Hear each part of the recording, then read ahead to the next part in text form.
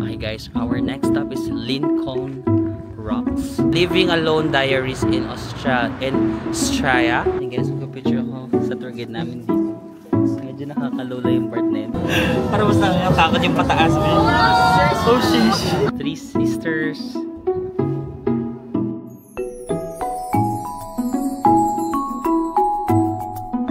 Hi guys, welcome back to my channel. So for today's video, we are still here in Sydney, Australia. Maaga tayo gumising today because we're doing a tour. Pupunta tayo sa isa sa mga sikat na parang day tour from Sydney. Pupunta tayo sa Blue Mountains. No? So maaga yung call time, 7:30 in the morning. Hindi pa ako masyadong nakapag-ayos, sa totoo lang. Katapos ko lang maligo, medyo dry pa ngayon yung face ko kasi hindi pa ako nakapag-ano ng moisturizer. 13 degrees siya ngayon kasi medyo maaga. Pero mamayang tanghali, minsan naman is umaaraw. Pero nagdala lang ako ng jacket kasi balita ko malamig daw dun sa Blue Mountains kasi mataas yun eh. So baka lamigin ako if ever lang, dinala ko lang itong jacket. So, chinek ko yung meet-up point. Meron kasing meet-up point sa... Binook ko pala to sa Klook, tapos nag-send sila ng email sa akin kahapon regarding sa meet-up point. Pag binook nyo naman, pag binasa nyo, makikita nyo na rin yung meet-up point doon. Tinignan ko, 25-minute walk siya and 22 minutes if magti-train ako. Sabi ko baka mas maligaw pa kapag mag-train ako because I know myself. Sometimes naliligaw ako sa train. So sabi ko mag-walk na lang ako. Mas sure ako na mag-walk. 25 minutes and hindi naman mainit. May mga iba naman akong kasamang nag-walk din dito. Yan. At least makita natin yung Sydney ng early in the morning. No? Yan. Tahimik pa siya. Wala pa rin masyadong tao. Kung gusto mong mag-jogging-jogging ng ganitong oras, masaya din. Pero malamig ngayon kasi maaga pa. Actually, 3 hours nga lang yung tulog ko kasi nahihirapan ako. Sa Pilipinas, puyaters na ako. Sa Pilipinas, mga 1 AM, 2 AM, yun yung normal kong tulog. Eh, syempre dito, advance siya ng 2 hours. So, minsan nakakatulog ako mga na 3, 4 na ganun, 4 AM. Kasi yun yung normal kong tulog, di ba? Hindi pa ako nakaka-adjust. So, mga 4 AM dito, 2 AM sa Manila. So, nakatulog ako kanina mga alas 3 na yata. So, gumising ako mga 6, 6:30. So, nakatulog naman ako ng 3 hours. Tapos naligo lang ako. Pero masaya kasi wala pa masyadong tao. Like nag-CR ako, walang tao sa hostel. Kasi tulog pa lahat ng tao. Tapos tayo gising. Marami akong dalang pagkain. Ito yung malaki yung bag ko. Marami akong dalang mga prutas dyan. Sabi ko if ever lang, mahal yung mga pagkain sa Blue Mountains. At least healthy tayo. May mga strawberries ako. Blueberries, ganyan.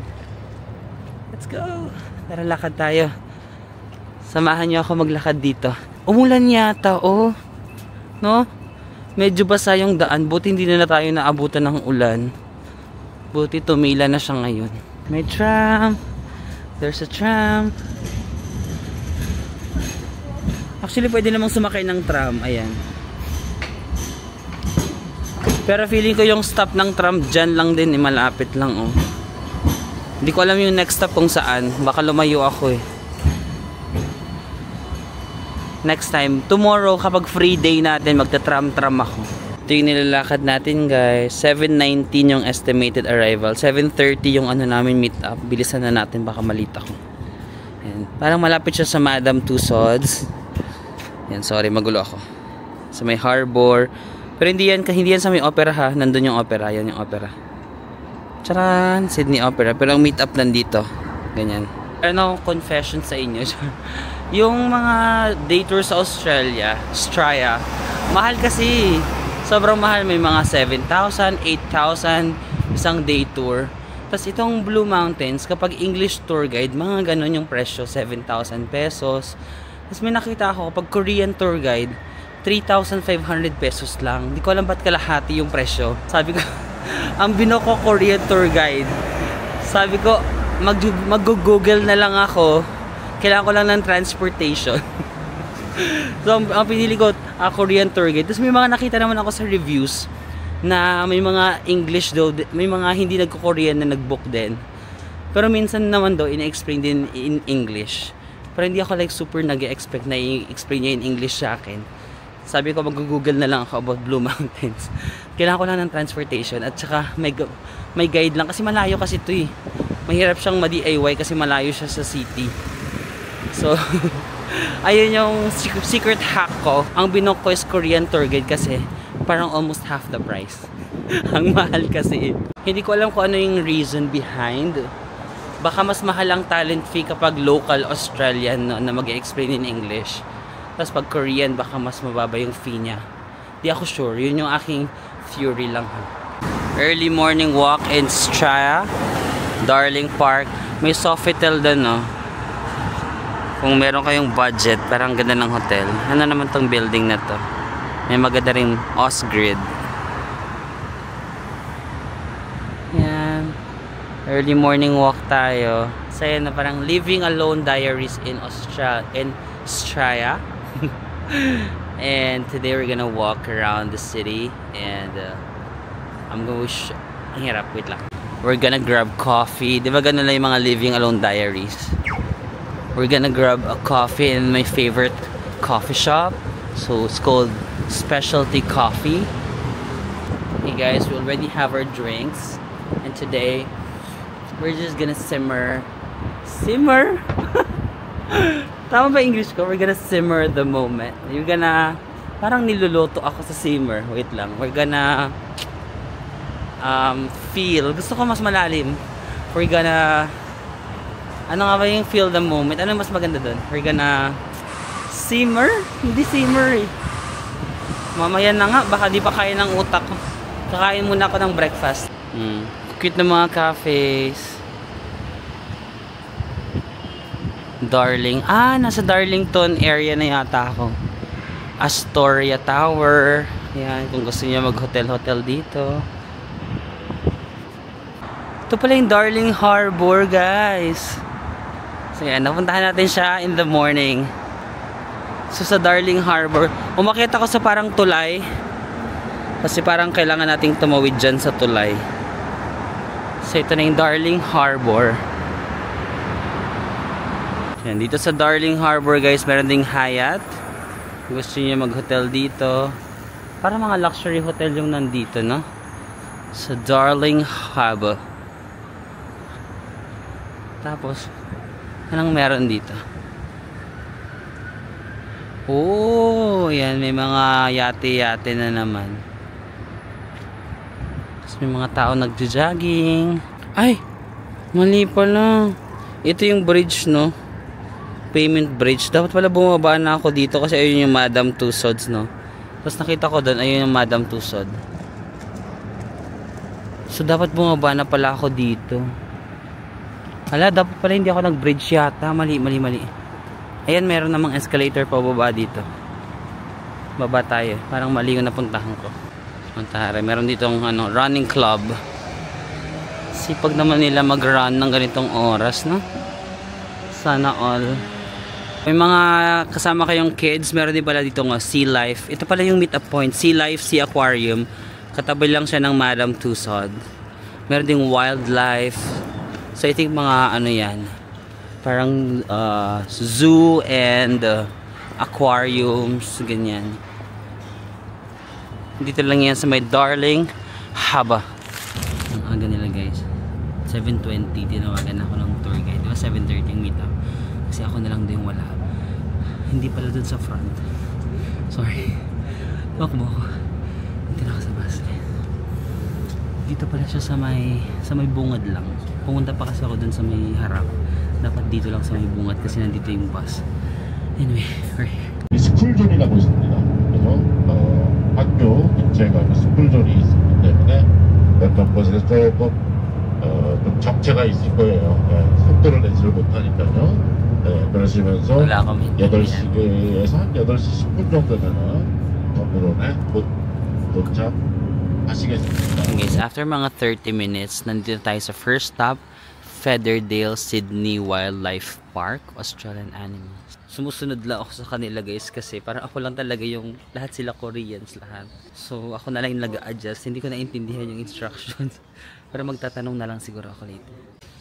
Ito yung entrance fee. May entrance fee ata dito guys. Adults, child, $44. Ito kong price. Yun yata yung price pag mag-DIY kayo. Pero hindi na nila ako pinagbayad eh. So baka kasama na siya sa binayaran namin sa tour. So, ito, meron siya silang passport. Tapos pwede kayo mag-collect ng stamps ng mga animals. Pakita ko sa inyo. Koala, kangaroo, wombat. Ano yung wombat? Di ko alam. Crocodile, Tasmanian devil. Hala, may animal pala na ganyan. Akala ko ano yan, cartoons. Emu, dingo, sheep. May 4 naman akong alam. Koala, kangaroo, crocodile, tsaka sheep. Yung iba huhulaan ko nila kung sino sila dito. Charit. Ang cute. Ano yan? Sino siya dito? I think siya si kangaroo. Koala? Koala na ba yan? Cute. No, bumili sila ng pagkain. Hindi ako bumili. Dapat pala bumili ako. Nakiki-video na lang ako. Walang takaw niya. Cute. Ang lalaki. Malaki pala yung koala na ba yan or kangaroo? Ba't hindi ko sila ma-identify? Kangaroo to. Kangaroo to. Wait lang. Meron ba kayong pocket sa tiyan? Kangaroo pala sila. Akala ko koala kasi maliliit.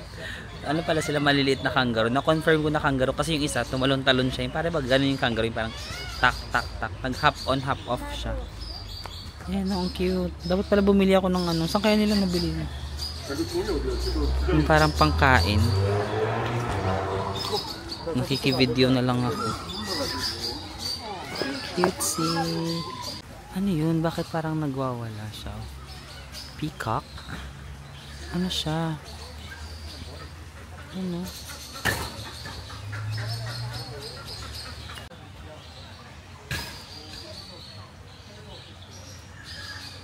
Medyo may fog dito guys.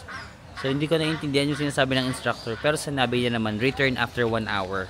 So 1 hour daw kami dito sa zoo. Ay no, ang lalaki ng itik nila dito. Parang itik na malaki tas mahaba yung kanyang pangtusok na yung bibig niya mahaba. Ayan no, tignan nyo. Ang haba no.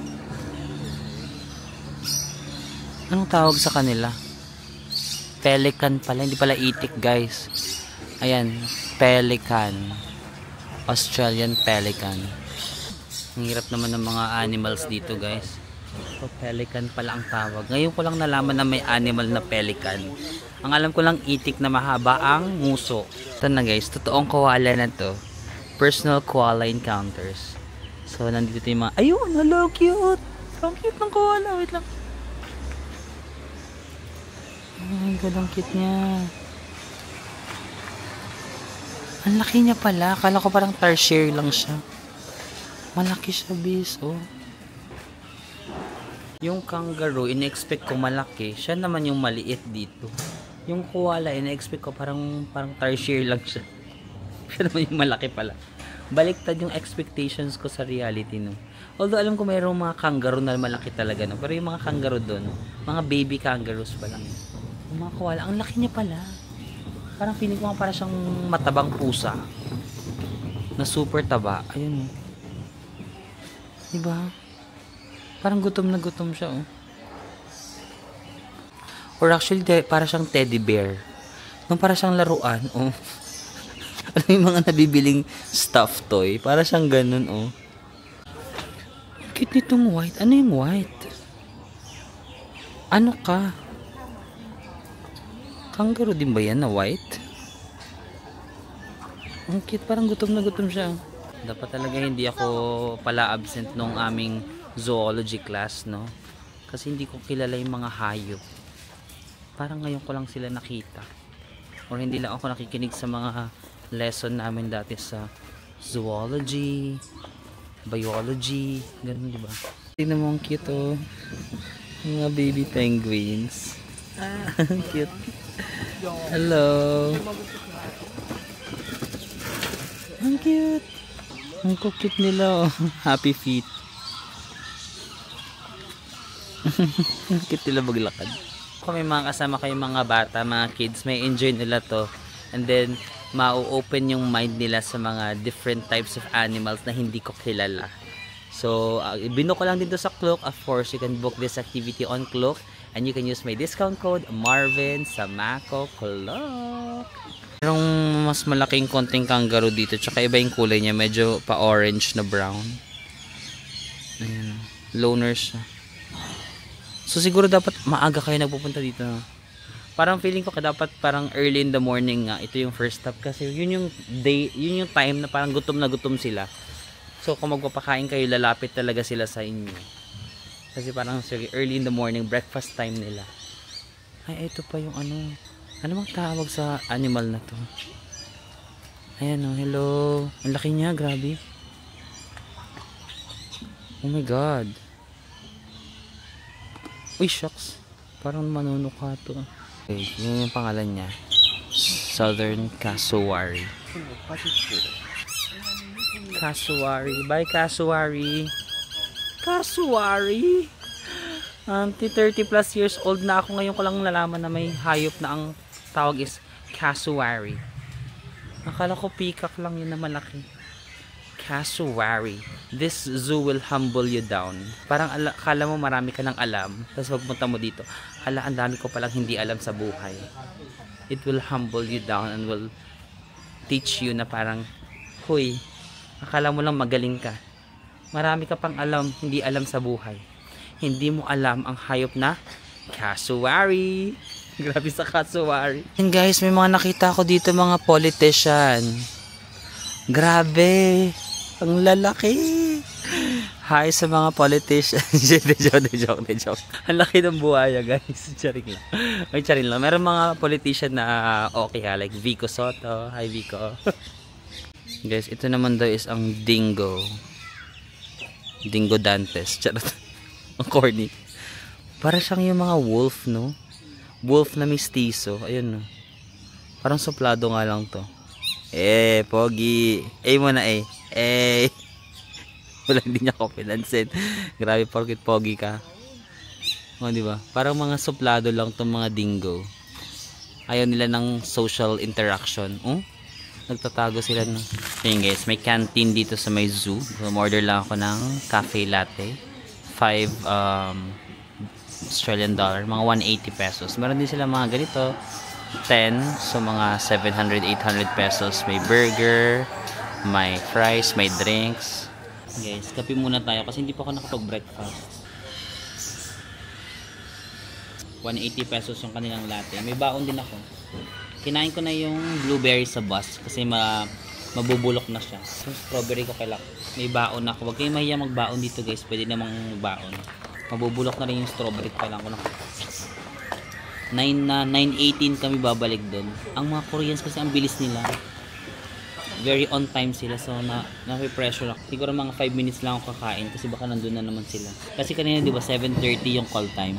7:20 pa lang kompleto na lahat. Tapos alis na. Ako na lang inaantay. Cheers sa strawberry. May asim ng konti. Try ko to. Medyo matamis siguro yung kulay na to. Better. Guys, itong Featherdale pala, home to the largest collection of Australian animals in the world. So, bisitahin nyo dito rin ha. Ito yung aming bus. Tas lahat ng kasama ko guys, mga Korean. Ayan, it's okay. Mag-anyo nga sayo na lang tayo.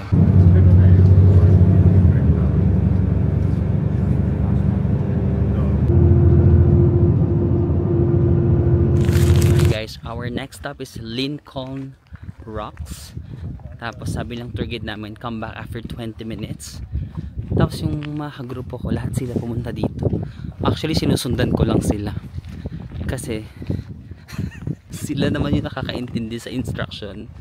Basta ang tour guide, sinasabi niya lang sa akin kung anong oras babalik. Yun lang naman yung importante sa akin. Malaman ko lang kung anong oras babalik. Kasi at least ma-estimate ko yung mga lakad ko dito. Tapos babalik tayo dun sa parking lot. Wow! Ang ganda pala dito! Kaso bangin to, nakakatakot. Oh shucks! Ang ganda guys! Ang ganda pala ng Lincoln's Rock, oh. So parang merong rock formation dito. Tapos napapalibutan siya ng lush. Pero hindi siya masyadong green. Lush green trees. Grabe yung rock formation. Ang sarap mag-picture dito. Hala, meron yata kaming photo, ano? Andun yung tour guide ko, hindi ako nakikinig. Wait lang. Andun sila, oh. Wait lang. Ah, okay. Pinapila niya kami, guys. Tapos pipicturean niya ba kami? Parang, ayun, parang siya na nag-decide yung tour guide namin. Patingin nga ako kung anong ginagawa niya. Oh, shocks. Oh my God. Nakakatakot yung ginagawa. Ang tapang ni kuya. Parang hindi ko yung kaya. Umupo siya dyan. Bangin yan, guys. Oh. Yan guys, magpapicture ako sa tour guide namin dito. Medyo nakakalola yung part na yun. Pero lahat kasi sila lumaban. Even yung mga matatanda, yung mga seniors, hindi sila natakot. Hindi sila natakot dyan. So, sumama na din ako. Wow! Lincoln's Rock. Gusto ko ito dito. Ang ganda ng rock formation dito. Ayan guys, pag napunta kayo dito, ito yung spot na pinicturean kami. Maganda itong spot na to. What? Kinakabahan ako. Grabe, ang ganda. Nakakatog yung tuhod ko. Okay guys, ang third na stop natin is lunch na. Hindi siya included dun sa binayaran. So kanya-kanyang lunch. May baon ako pero check ko muna kung meron tayong mga mabibiling pagkain dito. So binaba niya lang kami sa parang ganito. Ang cute ng lugar oh.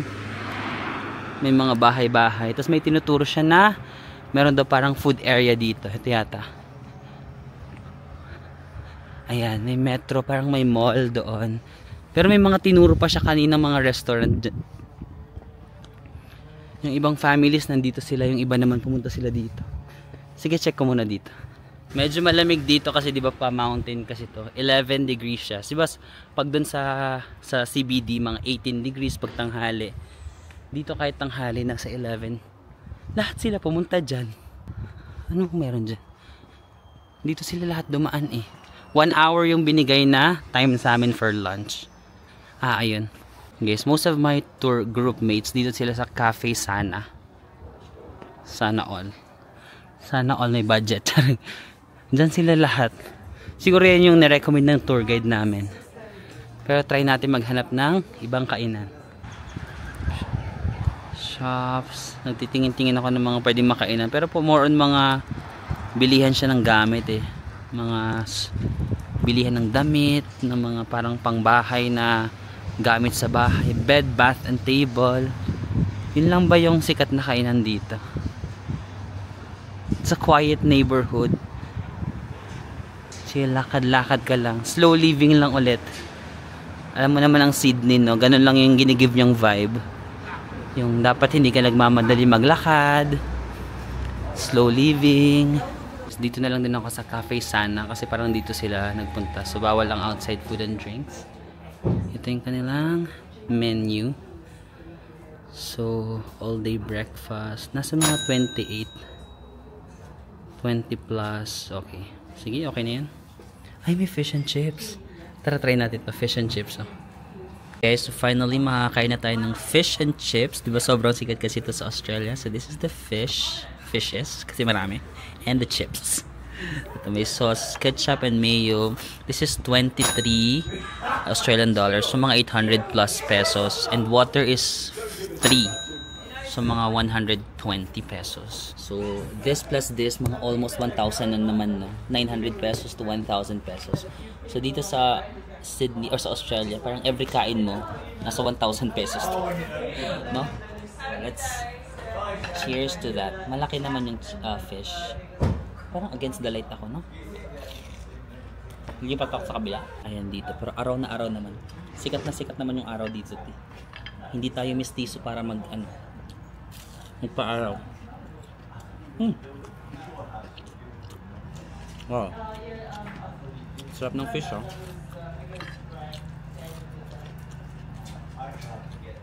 Here. Nag-shades ako, guys, kasi wait, lumat ako, iyak.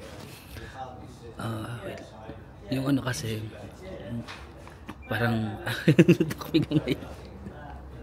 nag-shades ako, guys, kasi kumakain ako, sumiyak. Parang yung sa clock kasi yung manager ng clock nangihingi siya ng parang basta may pinapahingi siyang mga parang message ganun about how Klook changed your life. Tapos parang habang tinatype ko yung message ko, naiiyak. Naiiyak ako. Kasi sobrang 180 degrees talaga yung pag-change ng buhay ko. Tapos aside from that, hindi lang yung life ko yung nag-change, pati rin sa parents ko. Parang I can give them a better life na ganun. Parang nahihil ko yung inner child ko, pero nahihil ko rin yung magsishades ako ba nakatingin yung mga tao. Nahihil ko yung inner child ko, pero nahihil ko rin yung inner child ng mga parents ko. Masasabi ko sobrang grateful talaga ako sa program dahil sobrang nabago talaga yung life ko, and grateful ako sa community na nabuild ko sa YouTube. Sabi ko na parang sobrang naging grabe yung love and support na nare-receive ko from my viewers, kasi because of Klook din naman, kasi hindi naman ako makakapag-travel guys ng ako lang. Yung mga pinagta-travel ko dito, hindi ko naman kaya ng ako lang. Wala naman akong ganung klaseng yaman, di ba? Pero sobrang nakakatulong talaga yung commission din na nakukuha ko from the program. And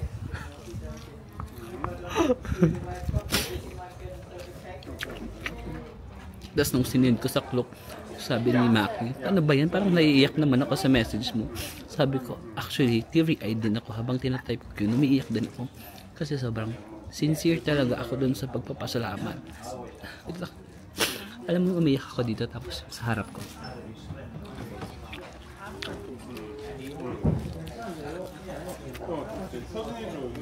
Ang babaw talaga ng luha ko. Minsan hindi ko siya makontrol kahit saan, kahit may tao.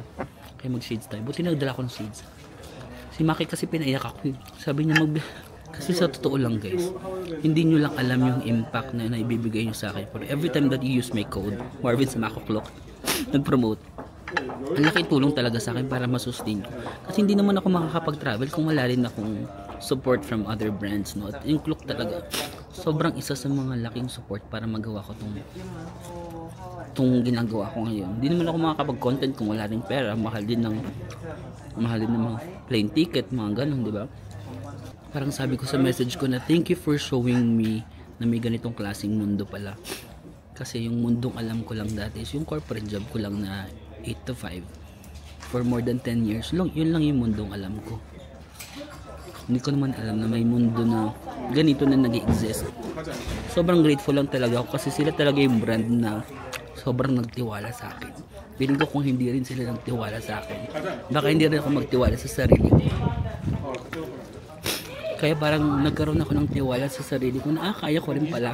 Kasi nagtiwala sila sa akin. Kaya parang ayoko na. Ano yung mga ka-tourmate ko, malidate na ako. Ayan. Sige na, tapusin ko lang to kasi parang ang OEB nagla-lunch tapos biglang ate may umiiyak habang nagla-lunch. Anong oras na ba? Hala, sige. Mamaya na ako magdadrama kasi kailangan ko nung tapusin kasi sobrang on time yung mga Korean. Hindi sila nalilate.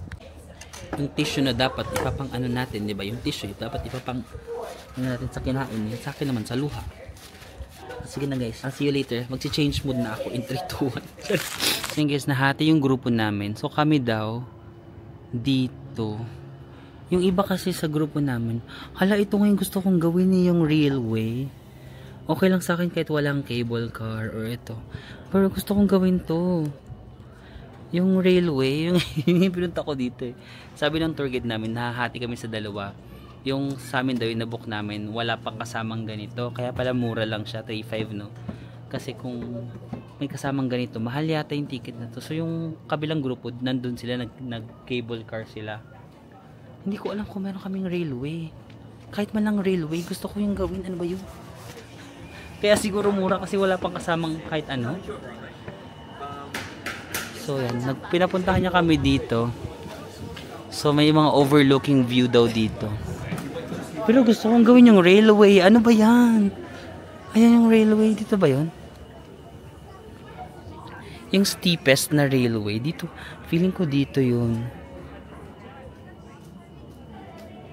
Sana cable car lang to. Cable car lang ba? Hindi yun na yung railway eh. Andun kasi may cable car dun. Pakita ko sa inyo. Yung iba namin ka grupo, binaba na sila doon. Saan ba? Kita ba dyan? Nasaan ba yun? Ito? Ayan. May cable car dyan. Binaba sila doon. Kasi magki-cable car sila papunta dito. Tapos kami, nag-bus na kami papunta dito. Tapos sila ba magre-railway pa sila doon? Ano ba yan? Gusto kong ma-experience yung railway. So, currently 12:27. Babalik kami doon ng 1:15. So, meron kami dito mga 45 minutes. Ganon. Kaya yun. Kung magre-railway ako, 45 minutes. Mga tourmates ko kasi ito sila. O, nagpipicture-picture lang sila. Ah, ito na ba yung Blue Mountain? Baka ito na yung Blue Mountain, oh. Kasi medyo ma-blue yung area na yun. I think guys, ito na yung Three Sisters. Ito yung 3 na rocks. 1, 2, 3. So parang ayon sa legend daw, 3 magkakapatid daw yan na naging stone, naging bato sila, oh. Tingnan nyo, medyo may mukha, medyo may ulo nga, no? Ulo. Ayun na yung cable car, oh. So nanggaling sila doon, tapos nag-cable car sila dito. Hala, feeling ko magre-railway sila. So ano kami, watcher lang? Ano ba yun ba? Yun lang ba yung role namin? Viewer lang kami dito ng gagawin nila. Dapat yan. Parang willing ako magbayad ng separately para matry ko yung ano. Yung trail, yung ayun, trail. So yun guys, dito yung cable car, Skyway access. And then may parang restaurant din sila dito.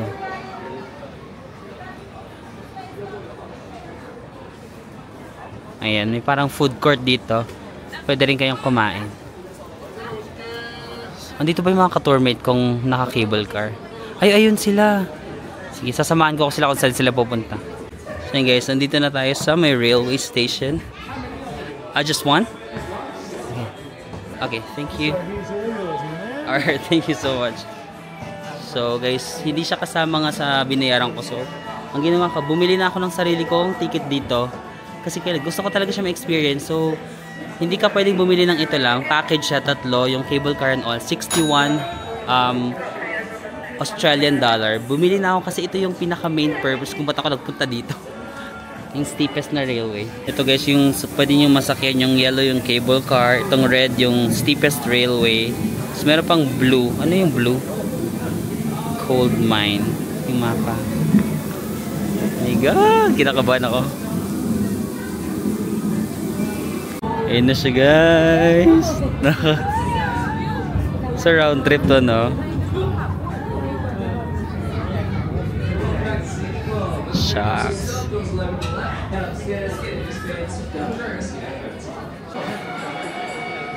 Ayun guys, nag-open na nag-open. Nakakaba.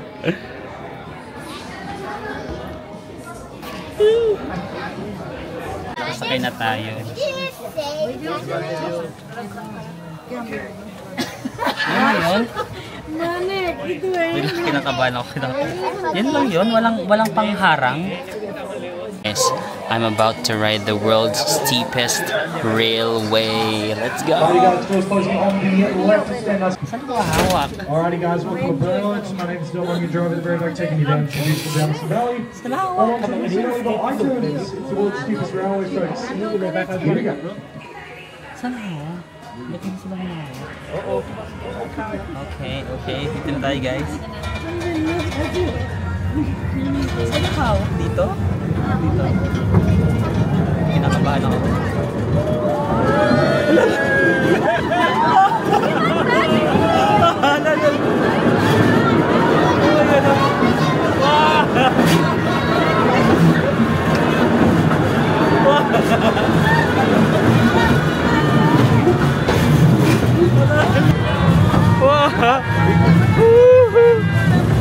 Oh my God.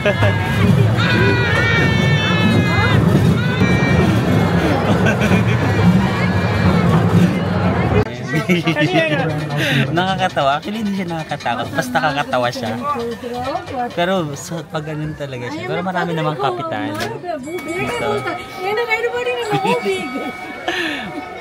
Pwede bang dumiretso pabalik? Sige, magstay muna tayo dito. Ayan. Ay, shucks. Ayan guys. Ayun yung Three Sisters. Guys, itong area na to kaya siya tinawag na Blue Mountain kasi actually because of the blue haze. So meron daw kasi dito mga eucalyptus trees. Tapos yung eucalyptus trees na yon, nag-i-emit sila ng oil. Tapos yung oil na yon nako-combine siya sa mga vapors, sa mga dusts.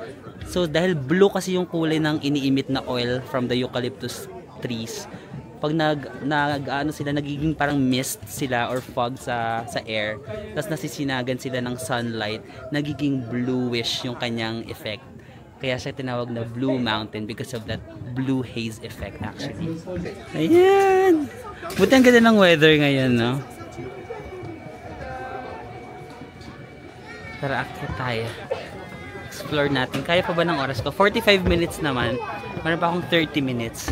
Laban pa to. Actually, feeling ko yung nabook ko na 3,500. Hindi pa siya included kasi yung ganito. So, ang binayar kong included yung ganito plus 2,200 yata. So, 5. Mga almost 6,000 pesos. Baka yung mga nakikita kong English tour guide na 6,000 pesos, baka included na pala yung yung ganito. Yung Korean kasi, hindi pa siya included.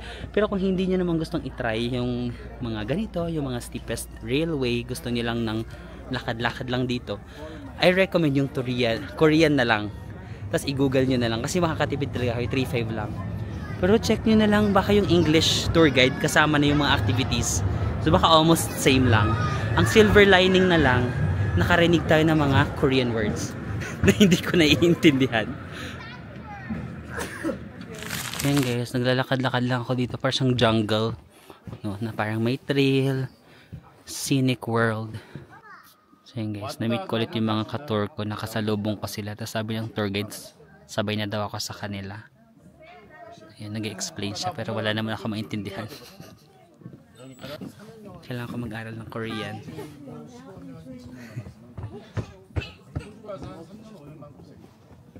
Ganun na lang. Ganda na lang yung ambag ko. Haggard na nga. Wala nang may ambag. Yun na nga lang yung may ambag ko. Wala pa. Ayan. Medyo haggard. Pero yun lang yung ambag ko today. Hindi ko naiintindihan yung discussion. Yun guys, babalik na tayo. Ganyan siya ka-steep, no? Flat na flat. Punta dun. Right, just stand nice and clear for me. Gates and doors are closing now. Okay guys, babalik na ulit tayo dun. Pabaliktad naman tayo. Pataas naman tayo.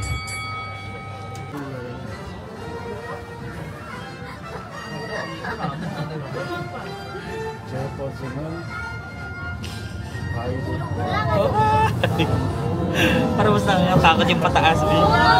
Oh shish. Mas nakakatakot yung pataas.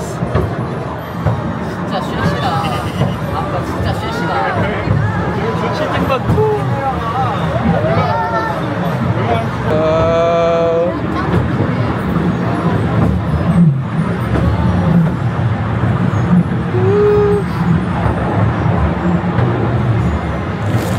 For some reason guys, mas nakakatakot yung paakyat. Mas kailangan mong kumapit ng mahigpit pag paakyat kasi parang mahuhulog ka. Pag pababa, parang mas hindi siya nakakatakot. Mas nakakatakot yung pabalik. Then guys, merong binigay yung tour guide. So I assume souvenir siya, no? Kasi binigay niya kami isa-isa. Hindi ko naman naiintindihan yung sinasabi niya. Pero may binigay siya. Tapos I think this is our souvenir. So I think last stop na namin yung Three Sister, yung rock na kanina na 3 rock na nakita natin sa malayuan. Pinuntahan na namin siya dito ng malapitan. Guys, mas malapitan na tayo. Ito yung Three Sisters. So, ayan, meron ditong spot kung gusto niyo mag-photos. Pero, parang kota na ako. Okay na ako sa picture today. Meron na akong 1 or 2 photos. Okay na ako dun. Parang ganda lang din dito. Mahangin lang din siya. Guys, yung mga viewing deck sila dito. Tapos merong parang rail ba? Trail pala. Trail na pa din yung lakaran. Ayan. Appreciate the nature lang. Oh shit, nakatakot. Selfie na lang tayo. Three sisters and a wedding. Okay na. Okay guys, kakatapos na ng tour natin. Tapos dito niya na kami binaba sa may CBD, sa may Central Business District. Tapos if magbibigay ka sa kanya ng 5-star na rating, bibigyan kanya ng koala. Ang cute ng koala. So, binigyan ko na siya ng 5 star. Although, hindi ko naman siya masyado naintindihan, no? Kasi nga Korean. At least, in-accommodate niya pa rin ako. Kahit ako lang yung English doon. Sinasabi niya naman sa akin yung time, gano'n. Nag-English naman siya. Kung may tanong ako ng mga basic, sinasagot niya naman ako. So, binigyan ko siya ng 5 star. At meron akong koala. Actually, I did that for the koala. Ginawa ko para dito sa cutie, koala. Yung mga tao na yun, parang sikat yata yun.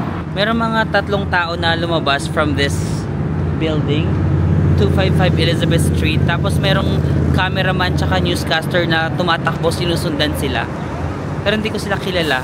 Pero yung aura ni ate nang lumabas, parang model ba siya or what? I don't know. Baka mga sikat na personalidad dito. So alas 4 pa lang, nakabalik na kami dito. Tapos na yung tour. Wala na naman akong itinerary for today. Maglalakad-lakad lang ako. Di ko na alam kung nasan ako. Basta maglalakad-lakad lang ako. Let's go! So yun guys, kakalakad ko dito sa malapit sa binabaan ng bus namin. Nakita ko na to, St. Mary's Cathedral. Nasa itinerary ko rin to. So tara, daanan na tayo daanan na natin since nandito na tayo. So, may malawak na park dito, tapos nandun yung cathedral sa dulo. Nakarin lang natin. Around CBD lang to guys, pero kung gusto niyo mag-train, ang pangalan nito St. James Station. Tapos doon may nakita akong station, Museum Station. Let's go! Ayan na siya, ang ganda. Ano siyang fountain, tapos yun yung structure ng cathedral. Di ba? Parang kastilyo. So itong cathedral daw guys, ito yung oldest cathedral sa buong Australia, and also the longest. Kung makikita nyo, ano siya, mahaba. The longest and the oldest. Tapos kapag Pasko daw, dinidecorate nila ito ng mga Christmas lights or mga light shows. So yung mga tao nag-gather dito, parang tourist attraction siya. Kung mapupunta kayo sa Sydney during the Christmas season, feeling ko maraming mga Christmas light, may enjoy nyo itong St. Mary's Cathedral. Ang ganda guys, tignan nyo, para siyang drawing, no? Parang painting yung itsura niya, pero totoo. Ang ganda. Pwede kayang pumasok? Sarado kasi din, no? Ito yung main door. Sarado siya. Parang gusto kong pumasok para mag-thank you kay Lord. Di ba kasi nandito na tayo. Ang ganda. Sayang hindi ko dinala yung tripod. Paano tayo mag-picture dito? Ayan, ang ganda. Sayang hindi ko dinala yung tripod. Siguro babalik na lang ako dito para mag-picture lang. Kasi ang ganda din ng angle eh. Di ba? Napuntahan natin yung oldest cathedral sa Australia. Wow. Meron pang structure doon. Ayun kaya yun, ha? Ito yung kanyang vicinity. May mga pa-flower pa dito. Gusto kong pumasok. Makakapasok kaya ako? Akala ko open yung door na to, pero ano lang pala, no entrance sabi. Shop only. Use the main door daw. Kasi sarado yung main door eh. Ay, open guys. Open yung main door. Ayan. Ay, cute. Hindi lang ako masyado mag-iingay guys, ha. Ang ganda. Ang ganda. Naalala ko sa Italy. Ang ganda ng cathedral nila guys. Oh. Wow, ang ganda. Wait lang, mag-pray lang ako saglit. Okay, inabot na pala tayo ng gabi. Ginabi na ako. Ang sarap kasi magdasal dyan sa cathedral. No? Ganda ng cathedral nila. Maganda yung interior, tapos solemn, parang tahimik lang sa loob. Parang ako personally kasi mas preferred ko yung ganun, yung parang nagdadasal ako ng tahimik, tapos parang kinakausap ko talaga si Lord ng parang heart to heart. Feeling ko mas gusto ko yung ganong way na parang tahimik lang, tapos kinakausap ko siya. Umiyak-iyak pa nga ako kanina, kaso kasi may mga ibang nagdadasal din, dumadaan sila. Mas minsan napapatingin sila kasi umiiyak ako, tapos parang nahiya ako. So nadi-distract ako.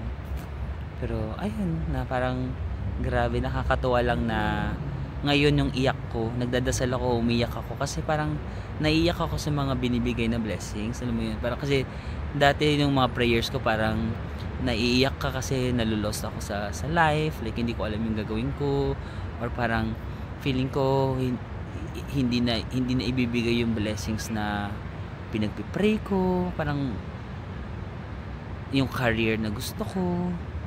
Tapos ngayon naman naiiyak ako kasi parang sobra naman yung binibigay ni Lord, na parang thank you Lord, na parang hindi ko alam, na parang ano pa rin talaga ako, like